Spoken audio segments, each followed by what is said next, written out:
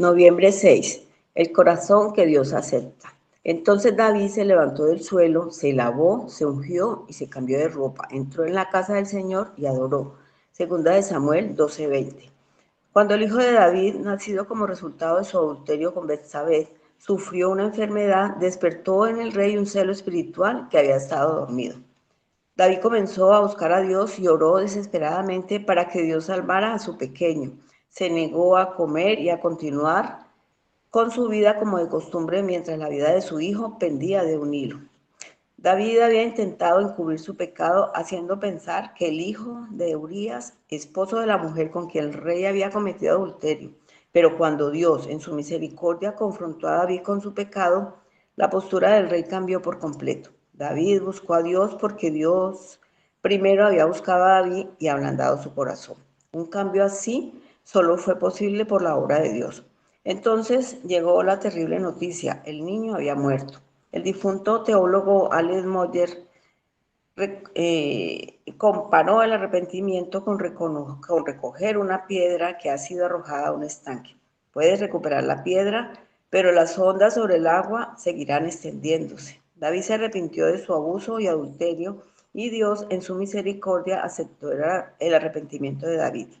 Pero Dios no detuvo las ondas.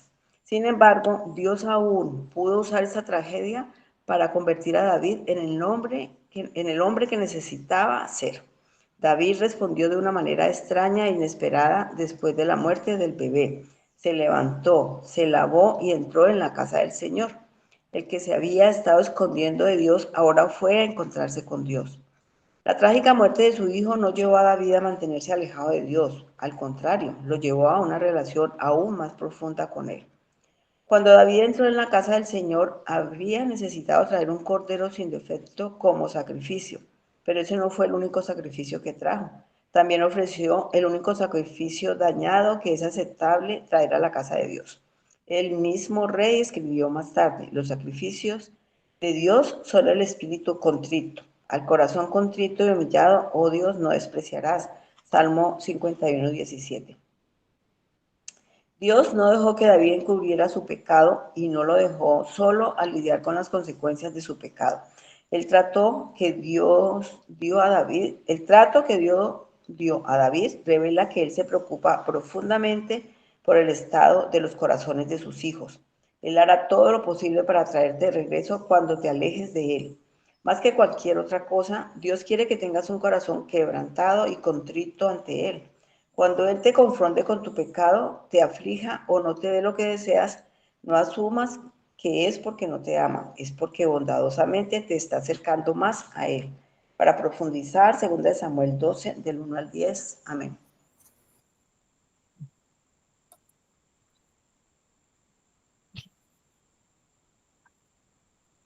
Mis amados hermanos, muy buenos días. Creo que nosotros, como cristianos, deberíamos saludarnos como hacen los hebreos. Shalom. Esto no con el ánimo de que nos volvamos judíos ni nada por el estilo. Pero sí quiero en esta mañana que tratemos de entender el verdadero significado del término shalom, que significa paz, pero no es una paz cualquiera.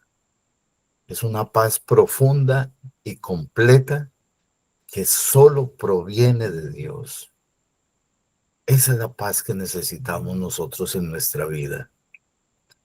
En la vida cristiana se aplica el buscando vivir en armonía con Dios, con los demás y con nosotros mismos. Ese es el verdadero shalom que tanto necesitamos, sobre todo cuando vivimos en un país como el nuestro. Si no, prender el televisor y ahí están cada uno de los problemas que vive Colombia. Así, mis hermanos, que no se extrañen conmigo si solo les digo shalom. Bueno, después de esta pequeña introducción vamos a al devocional del día de hoy, donde el autor lo titula El corazón que Dios acepta. La escritura nos dice que no hay nada más engañoso que el corazón del hombre. En Jeremías capítulo 17, versículo 9 nos dice, engañoso es el corazón más que todas las cosas y perverso. ¿Quién lo conocerá? El profeta Jeremías advierte al pueblo de Judá sobre su apostasía y su confianza en los ídolos y en sí mismos, en medio de una nación que decía amar a Dios con los labios, pero lo negaba con sus obras. Dios revela la condición real del ser humano. El corazón está corrompido por el pecado. Mis amados hermanos, la verdad es que este versículo es una radiografía espiritual de toda la humanidad después de la caída. No hay bondad natural en nosotros, sino una tendencia constante a alejarnos de Dios. Y esto mismo le sucedió al rey David cuando cometió adulterio con Betsabé. ¿Qué quiso hacer David? Encubrir su pecado y hacer parecer que el hijo que nació de esa relación era de su legítimo esposo, o sea, del general Urías. Porque así es el corazón, engañoso, y cuando engaña, cuando realmente estamos en pecado, hermanos, todos los aquí reunidos y los que de una u otra manera también escuchan estos devocionales, sabemos que es el pecado, conocemos sus consecuencias, sabemos cuándo estamos pecando, pero nuestro corazón siempre quiere hacer pensar que lo podemos ocultar. Hermanos, ¿ocultar el pecado de quién? ¿De nuestros semejantes? ¿El pecado ocultarlo de nuestros hermanos o de nuestras esposas, de nuestro pastor? Bueno, de pronto podríamos hacer eso, pues somos humanos y ellos también, pero de pronto hasta nos creen esas mentiras que inventamos. Realmente podemos inventar justificaciones ante los demás, pero resulta que ellos, ni nuestras esposas, ni nuestros hermanos, ni nuestro pastor nos juzgarán. La Biblia dice que no juzguemos a nadie.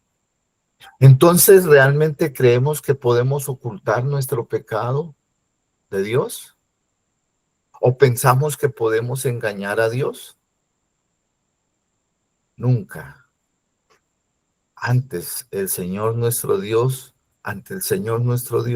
no hay nada, nada oculto. Y la Escritura nos dice claramente, no temáis aquel que mata el cuerpo, mas el alma no puede matar. Temed más bien a aquel que puede destruir el alma y el cuerpo en el infierno. Mis hermanos, la condición del hombre después de la caída es terrible. Es una situación que si la analizamos muy bien, yo creo que nadie quisiera estar en esa condición, pero desafortunadamente todos estamos en ella. Somos una raza caída. Es más, el apóstol Pablo lo dice claramente, Miserable de mí, ¿quién me librará de este cuerpo de muerte? Y algo mucho más interesante en este aspecto es algo en lo que a veces no pensamos, y es de qué nos libró Cristo con su sacrificio. Hermano, Cristo nos libró de la ira de Dios. Cristo nos libró de Dios mismo. Pues la palabra nos dice que Él es fuego consumidor. Eso lo encontramos por lo menos en unos 8 versículos bíblicos. Sin embargo, vemos que David, una vez que se da cuenta que su pequeño hijo está terriblemente enfermo, clama a Dios orando desesperadamente, pidiéndole que Dios salvara a su pequeño. Y David entra en una terrible depresión, mientras que su hijo se debatía entre la vida y la muerte. Finalmente el niño muere. Y una vez que recibe la noticia, nos dice la Escritura, que David se levantó de la tierra y se lavó y se ungió y cambió sus ropas y entró a la casa de Jehová y adoró. Después vino a su casa y pidió y le pusieron pan y comió. Esta porción bíblica nos revela una verdad profunda: la soberanía de Dios y la sumisión del creyente ante su voluntad. David entendió que Dios es justo en todo lo que hace, incluso cuando su decisión nos duele. La fe genuina no se manifiesta solo en los momentos de bendición, sino también en la aceptación humilde de los decretos divinos. David no dejó que su dolor lo apartara de Dios. Al contrario, su primera reacción después de la pérdida fue ir y adorar al Señor. Esta actitud refleja un corazón regenerado, que reconoce que Dios sigue siendo digno de adoración, aun cuando no entendemos su obrar. En cierta manera, esto nos recuerda lo que nos dice la Escritura en el libro de Job, capítulo 1, versículo 21, cuando dijo: desnudo salí del vientre de mi madre, y desnudo volveré allá. Jehová dio, Jehová quitó. Sea el nombre de Jehová bendito. También podemos ver con este acto que David nos enseña la diferencia entre el arrepentimiento genuino y la culpa mundana. El arrepentimiento verdadero lleva al creyente a los pies de Dios, buscando su gracia y su presencia. Ese es el verdadero corazón que Dios acepta. Y Pablo también nos enseña que la tristeza que es según Dios produce arrepentimiento para salvación. Eso lo encontramos en 2 de Corintios, capítulo 7, versículo 10. Hermanos, debemos creer que podemos adorar en medio del dolor. Claro que sí, así es. Eso es lo que realmente nos hace falta. No solo cuando estamos bien y vamos a la iglesia a adorar al Señor, ¿no? Cuando estamos atormentados es cuando más debemos buscar del Señor. Cuando no encontramos salidas a las situaciones, es cuando debemos estar más a los pies de nuestro Dios.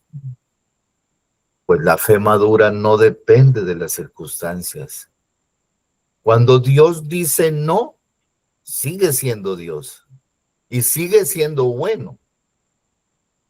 Ahora nosotros debemos reconocer su soberanía. Todo lo que Dios permite o decreta tiene, fíjense bien mis hermanos, tiene un propósito santo, aunque escape a nuestra comprensión. Y lo más importante, siempre busca restauración, no resignación.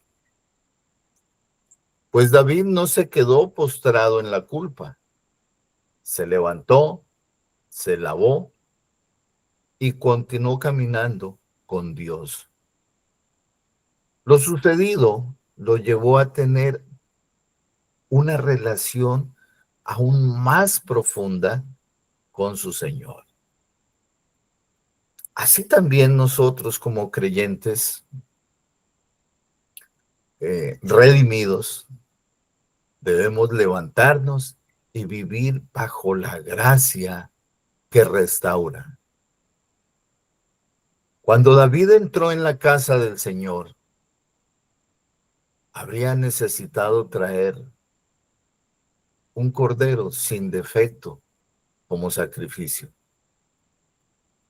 Pero nos dice el devocional que eso no fue lo único que David llevó al sacrificio. También ofreció el único sacrificio que el Señor acepta cuando vamos a la casa de Dios. Un espíritu contrito y abatido por la culpa, y el corazón contrito y humillado. El mismo rey David lo escribió en el Salmo 51. Si como creyentes hemos pecado y presentamos nuestro corazón arrepentido al Señor y nos humillamos en su presencia, Él es fiel y justo para perdonarnos. Y nos dice la Escritura que el que se humilla será enaltecido, mas el que se enaltece será humillado. Ten piedad de mí, oh Dios, conforme a tu misericordia, conforme a la multitud de tus piedades. Borra mis rebeliones, lávame más y más de mi maldad y límpiame de mi pecado. Porque yo reconozco mis rebeliones y mi pecado. Mi pecado está siempre delante de mí contra ti. Contra ti solo he pecado y he hecho lo malo delante de tus ojos, para que sea reconocido justo en tu palabra y tenido por puro en tu juicio. He aquí en maldad he sido formado, y en pecado me concibió mi madre. He aquí tú amas la verdad en lo íntimo, y en lo secreto me has hecho comprender sabiduría. Purifícame con hisopo y seré limpio. Lávame y seré más blanco que la nieve. Hazme oír gozo y alegría, y se recrearán los huesos que has abatido. Esconde tu rostro de mis pecados y borra todas mis maldades. Crea en mí, oh Dios, un corazón limpio y renueva un espíritu recto dentro de mí. No me eches de delante de ti y no quites de mí tu Santo Espíritu. Vuélveme el gozo de tu salvación y espíritu noble me sustente. Entonces enseñaré a los transgresores tus caminos y los pecadores se convertirán a ti. líbrame de homicidios. Oh Dios, Dios de mi salvación, cantará mi lengua tu justicia, Señor. Abre mis labios y publicará mi boca tu alabanza. Porque no quieres sacrificio, que yo lo daría. No quieres holocausto. Los sacrificios de Dios son el espíritu quebrantado, el corazón contrito y humillado. Jamás despreciarás tú, oh Dios. Mis amados hermanos, Dios no dejó que David encubriera su pecado. Y Dios no deja que nosotros lo hagamos tampoco. No lo dejó solo a lidiar con las consecuencias de su pecado. El trato que Dios dio a David revela que él se preocupa profundamente por el estado de los corazones de sus hijos. Él hará todo lo posible para traernos de regreso cuando nos alejamos de él.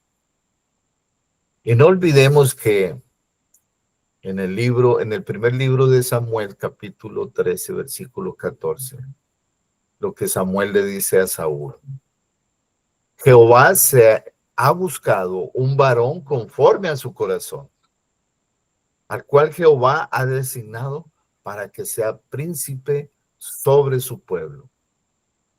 Por cuanto tú no has guardado lo que Jehová te mandó. Y es el corazón de ese joven el que conforme al corazón de Dios, el que Dios preservará. David fue escogido desde antes de la fundación del mundo para ese propósito santo. Como hombres fallamos, pero el propósito de Dios es firme, no cambia. Y Dios siempre está en control de todo. Aunque lo triste en esta historia es que la maldad siempre estuvo acompañando a David, pero era la consecuencia que él tenía que afrontar. Aunque se arrepintió y Dios lo perdonó y le dio otro hijo, y ese hijo continuó con el reinado de David, pero la espada siempre estuvo en la casa de David. Dios quiere que tengamos un corazón quebrantado y contrito ante Él. Cuando el Señor nos confronta con nuestro pecado, cuando Dios nos aflija o nos da lo que deseamos, debemos asumir que es porque Dios nos ama. Porque bondadosamente nos está acercando más y más a Él.